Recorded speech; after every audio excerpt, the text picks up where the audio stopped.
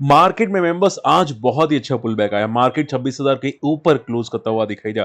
उसका रीजन क्या है, तो मैं अगर वन शॉट में आंसर करूं, एफआई की एंट्री।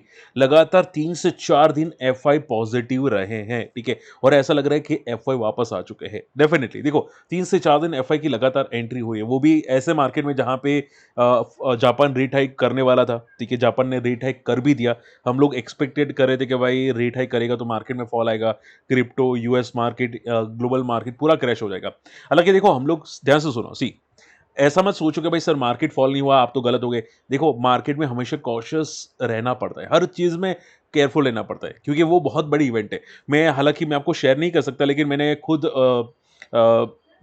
एक बुक के ऑथर, अगर आपको पता हो तो यहाँ पे, ठीक है, वो उन्होंने क्लियर कट बताया था कि भाई जब भी जापान रेट हाइक करते हैं, ये तब market, global market, Indian market, सब मार्केट गिरते हैं। ठीक है, अब मुझे कमेंट करके बताना वो ऑथर का नाम क्या था, बहुत ही वेल नोन ऑथर है, ठीक है। तो पॉइंट क्या आ जाता है कि मार्केट में एक्सपेक्टेड था कि ये सब हो सकता है, ठीक है। अब मार्केट आप देखोगे, यस्टरडे भी डाउ जोन्स देखोगे ऊपर की लेवल से फॉल करता हुआ दिखाई दिया, तो मार्केट में पैनिक था, ठीक है। मॉर्निंग में जैसे ही रेट कट हुआ, कोई रिएक्शन आया नहीं, ना ग्लोबल मार्केट में, ना इंडियन मार्केट में, ना क्रिप्टो में, ना गोल्ड एंड सिल्वर में, जिसकी वजह से हमारा मार्केट ने कोई रिएक्शन ज़्यादा नेगेटिव नहीं दिया। फिर एफआई वापस आए मार्केट में आज के दिन के अंदर। डीआई देखोगे 5,000 करोड़ की खरीदार की, जिसकी वजह से हमारा मार्केट आज थोड़ा बहुत पॉजिटिव रहता हुआ दिखाई दिया।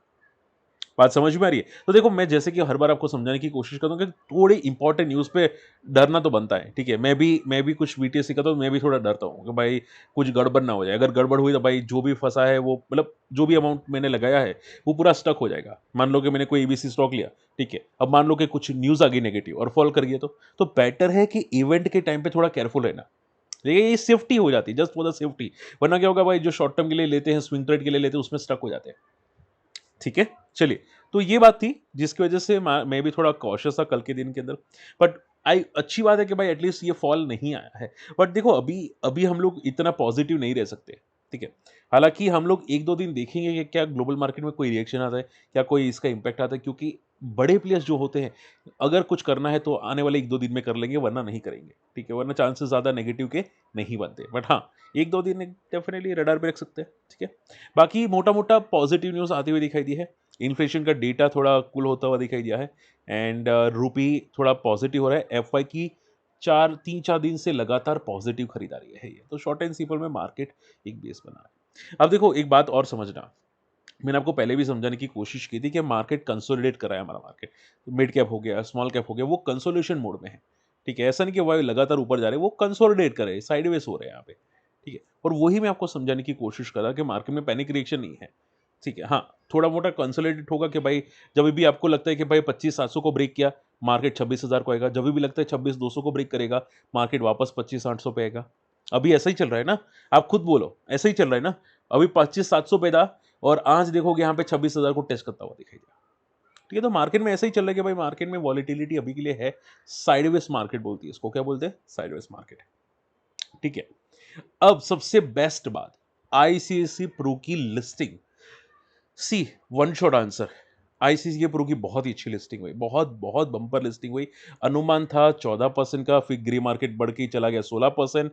देन पता चला कि भाई 20% की लिस्टिंग हो सकती है, और आप देखोगे 24% तक भी यहाँ पे होता हुआ आपको जरूर दिखाई दिया, ठीक है। आप यहाँ पे देख सकते हैं 22% से लेके हाई बना था 26-56 का हाई मारने की कोशिश की आज आईसीआईसी प्रू ने।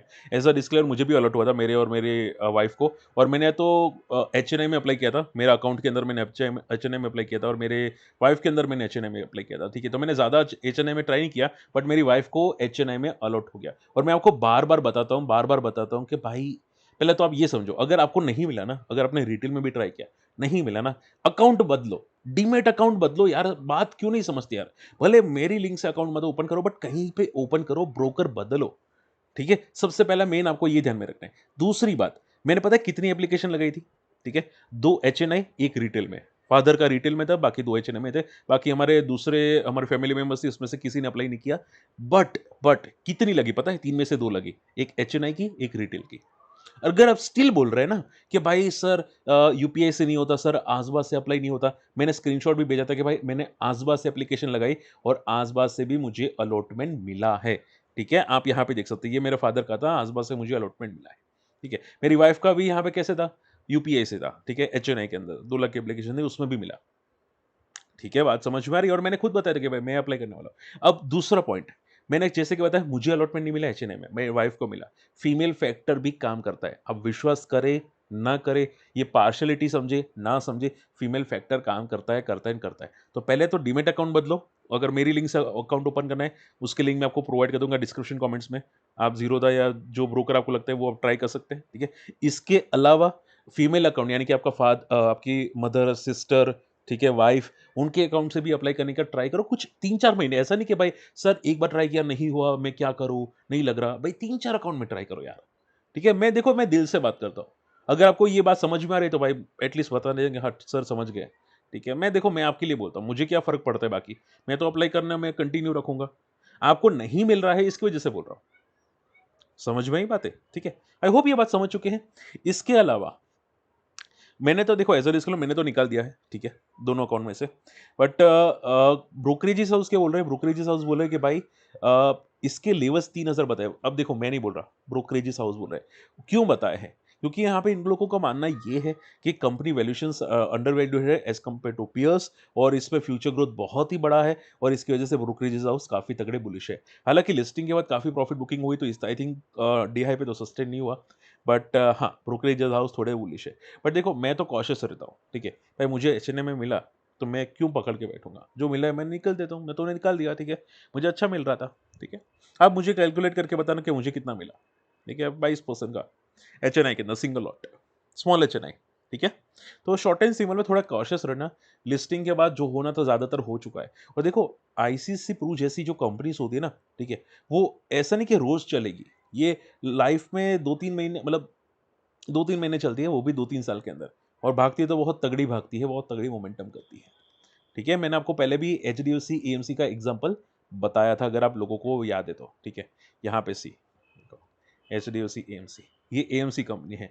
इसने लिस्टिंग का कुछ महीने चली थी, उसके बाद कितने साल साइडवेज़ थी देखो यहाँ पे, कितने साल 2020 से लेके 2023 मिड ये साइडवेज़ थी, देन भागा। समझ में आ रही है बातें? तो ये सभी एएमसी कंपनी सेम होती है। अब इसको पॉज़िटिव मत समझो। हाँ, फंडामेंटल अच्छे होते हैं, लॉन्ग टर्म फंडामेंटल सब कुछ अच्छा होता है। बट आप ऐसा नहीं सोच सकते कि सर मार्केट 26 सत्ता 27,000 चला गया, 28,000 चला गया, मेरा स्टॉक क्यों नहीं जा रहा? ये पॉसिबल नहीं है। आप समझ रहे? रीज़न क्या है? समझा चुका हूँ, स्लो मूवर है। ठीक है? तो ये इसमें भी लागू होता है। तो बंदा स्ट्रॉन्ग है, बट याद रखिएगा। लेंसकार्ट 4 प्लस देखो आज बहुत सारे कंपनीज की रेटिंग एजेंसी ने रेटिंग को अपग्रेड किया लाइक लेंसकार्ट जिसमें मैक्वेरी ने रेटिंग अपग्रेड किया। मैक्वेरी ने बोला कि भाई यहाँ से 30% पॉजिटिव दिखाई दे सकता है, ठीक है, मैक्वेरी ने बोला सोचो। और 30% बोलने के बाद इंट्राडे में पता है कहाँ तक जाता हुआ दिखाई दिया लेंसकार्ट? यहाँ पे सी ये मैं बता रहा हूँ लेंसकार्ट देखो 14%। मैक्वेरी ने बोलने के बाद। अब मैक्वेरी ने बोलने का रीज़न क्या था वो सुन लो पहले। मैक्वेरी ने ये बोला है कि इनका जो एबिटा मार्जिन है वो आगे जाके 33% बढ़ सकता है। ठीक है? इसके अलावा कंपनी का जो इन्वेस्टमेंट कैपिटल है, ठीक है? वो ट्रिपल हो सकता है, मोर देन ट्रिपल सोचो। ठीक है? और 20% तक बढ़ता हुआ दिखाई दे सकते हैं एफवाई 26-28 तक। ओके और इनका आउटलुक इसकी वजह से आपको पॉजिटिव दिखाई दे रहा है। कंपनी इंटरनेशनल मार्केट में यहाँ पे अपने पैर पसार रही है, मार्केट पेनिट्रेट कर रही है, मार्केट को बढ़ाने की कोशिश कर रही है, तगड़ा बढ़ रहा है इनका मार्केट, जिसकी वजह से यहाँ पे मैक्वेरी पॉजिटिव आपको दिखाई दे रही है। ठीक है? तो ये उसकी वजह से भागता हुआ दिखाई दिया, मोमेंटम करता हुआ दिखाई दिया। और आपको पता है कि देखो लेंसकार्ट में बहुत से लोग नेगेटिव थे। ठीक है, मैंने भी आपको डिस्कस किया था कि लेंसकार्ट में ये है, वो है, बट मैंने भी आपको समझाने की कोशिश की थी कि लिस्टिंग ये थोड़े बहुत दिखाई दे सकते हैं। हालाँकि लिस्टिंग उस टाइम पे जीएमपी कम था, उसके बाद भागा, देन फॉल एंड देन वापस मोमेंटम करता हुआ दिखाई दिया। तो मैंने जैसे कि आपको बताया था, ये पैटर्न है कि ये स्टार्टअप कंपनीज़ लाइक ओला, अर्बन कंपनी स्विगी, ज़ोमैटो ये सब लेंसकार्ट ये सब लिस्टिंग के बाद थोड़ी पॉजिटिव रहती है एंड देन पिटती है। ये हम लोगों ने डिस्कस पहले भी किया है। ये लेंसकार्ट ने भी सेम पैटर्न फॉलो की है। आई थिंक फिज़िक्स वाला में ऑलमोस्ट सेम पैटर्न फॉलो की है। ठीक है, फिज़िक्स वाला अभी भी थोड़ा पॉजिटिव है, ठीक है। ये सब सेम पैटर्न फॉलो करते हुए आपको ज़रूर दिखाई दिए। ओके, सो इसमें देखो मैं अगर वन शॉट में आंसर करूँ तो मैं तो ये नहीं बोल सकता ये कहाँ तक जाएगा, ठीक है, क्योंकि ये प्योरली मैनिपुलेटिव है, ठीक है। भले रेटिंग एजेंसी 530 बोल रही है, आप देख सकते हैं, मैक्वेरी ने बोला, बट आपको हमेशा कॉशियस रहना पड़ेगा, ठीक है। ये सभी स्टार्टअप कंपनीज़ जैसे कि आप लोगों ने देखा था कि ओला में काफ़ी लोग पॉजिटिव थे 130, 140 पे, फिर सीधा 130 से लेके 30 पे आ गया। ओला, ठीक है। तो ऐसा ना हो, ठीक है, वो ध्यान में रखने की कोशिश कीजिएगा। बाकी रेटिंग एजेंसी तो आज है, कल चली जाएगी, ना बोल देगी, ठीक है, इनको कोई फ़र्क नहीं पड़ता रेटिंग एजेंसी को। ओके, सो आपको थोड़ा कॉशियस रहना पड़ेगा वैल्यूएशंस पे, क्योंकि रिज़ल्ट आने के बाद सब मैं सिंपल कर देता हूँ, इसके पहले क्वार्टर के रिज़ल्ट आएगा ना, वहीं पे ये फूस हो जाएगा, ठीक है? तो आपको हम हर चीज़ समझ के करनी पड़ेगी, अगर करना है कर सकते हैं, हर चीज़ समझ के करनी पड़ेगी। ग्रो की बात करते हैं, ग्रो में भी सेम चीज़ें हैं। ग्रो में जेफरीज़ का रेटिंग अपग्रेड आया। जेफरीज़ ने क्या बोला कि भाई यहाँ पे could deliver 35% annual compounding growth in earning. जेफरीज़ बोल रहा है कि भाई ये लोग 35% से एनुअल कंपाउंडिंग ग्रोथ कर सकते हैं। अब जनरली 35% ज़्यादा होता है, ठीक है? वैसे भी मार्केट लीडर जनरली 15% बढ़ती है, 10% बढ़ती है, और वैसे भी अभी तो रिटेल पार्टिसिपेट कम हो रहा है। तो आप देखोगे अगर ये 35% अगर ब्रोकरेजेस हाउस बोल रहा है, इसकी वजह से ये भागता हुआ दिखाई दिया, 13% मोमेंटम करता हुआ आपको दिखाई दिया ग्रो, ठीक है। अब ग्रो जब तक ये वापस अपने लेवल को ब्रेक कर चुका है, ठीक है, और इसने जो क्लोजिंग दी है वो काफ़ी पॉजिटिव क्लोजिंग दी है। आप यहाँ पे देख सकते हैं 162 पे क्लोजिंग दिया, तो जब तक 150 के ऊपर है तब तक तो ठीक है। ओके, सो याद रखिएगा मार्केट में ये सब चल रहा है मैनिपुलेटिव, ठीक है। कौन कर रहा है? ये ब्रोकरेजेस हाउस कर रहे हैं, रेटिंग अपग्रेड कर रहे हैं, जो स्टॉक की वैल्यूएशन है उसको स्ट्रेच कर रहे हैं।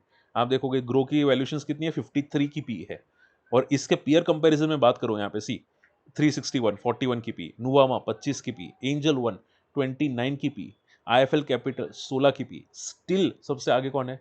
तो कि ग्रो 52 की पी।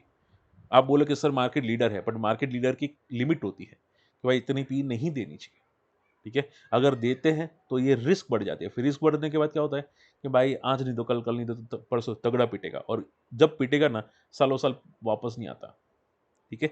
तो ये सब सिचुएशन आपको माइंड में रखनी पड़ेगी, आपका व्यू ये सब ध्यान में रखना पड़ेगा। और मैं एक वीडियो बनाने वाला हूँ, ठीक है, आज एक वीडियो आएगा रिलायंस पावर पे, ठीक है, उसका वीडियो 9 बजे आएगा, वो आप जाके चेकआउट कीजिएगा।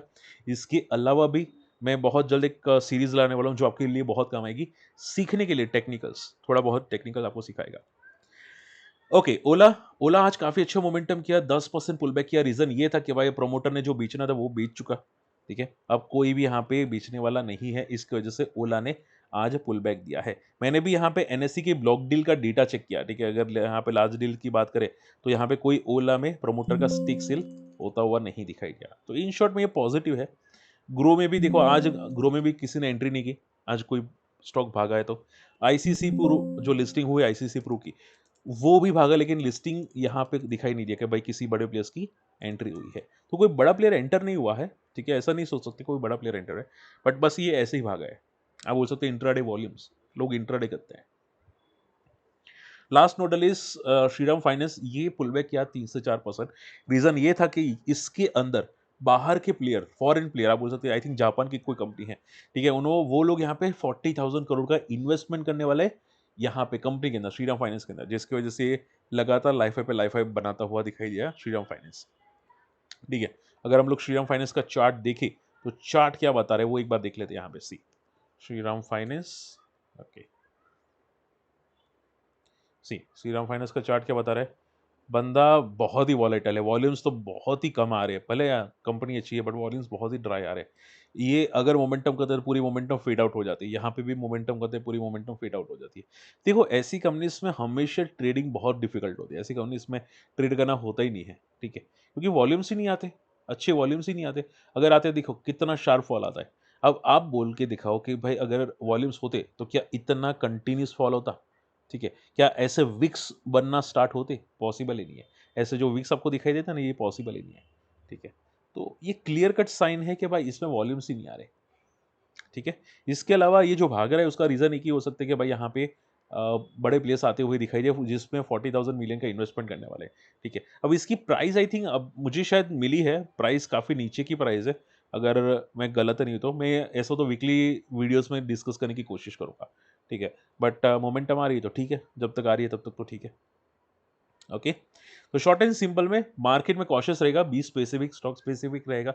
वोडाफोन आइडिया भी आज मोमेंटम करता हुआ दिखाई दिया, बिकॉज कंपनी को यहाँ पे एनसीडी की तरफ से यहाँ पे फंड राइजिंग की, बट मैंने पहले भी बताया था कि ये लोग 20% का अपना रेट हाइक करने वाले हैं वापस जनवरी में। पहले दिसंबर की बात आ रही थी, अब जनवरी में बात आ रही है कि रेट हाइक करने वाले हैं, जिसकी वजह से वोडाफोन आइडिया भाग रहा है और इनका रेवेन्यू बहुत तगड़ा और इंप्रूव हो सकता है, ठीक है।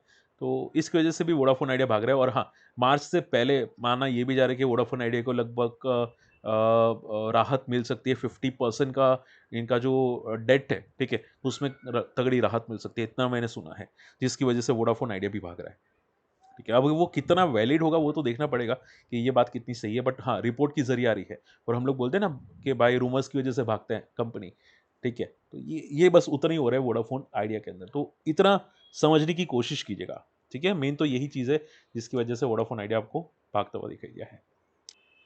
चलिए, होप आज का वीडियो आपको समझ में पसंद है। बाकी हमारे फ्री टेलीग्राम चैनल को जॉइन कीजिएगा और हमारी कम्युनिटी में आना चाहते हो तो अकाउंट ओपन कर सकते हैं। काफ़ी चीज़ें मेरे भाई सीखने को मिलेगी, हम लोग सिखाते हैं बहुत सारी चीज़ें, फ्री वीडियोस रिकॉर्डेड देते हैं जो आपको टेक्निकल चार्ट समझने में मदद करेगा, फंडामेंटल समझने में मदद करेगा, बहुत सारी चीज़ें होती है।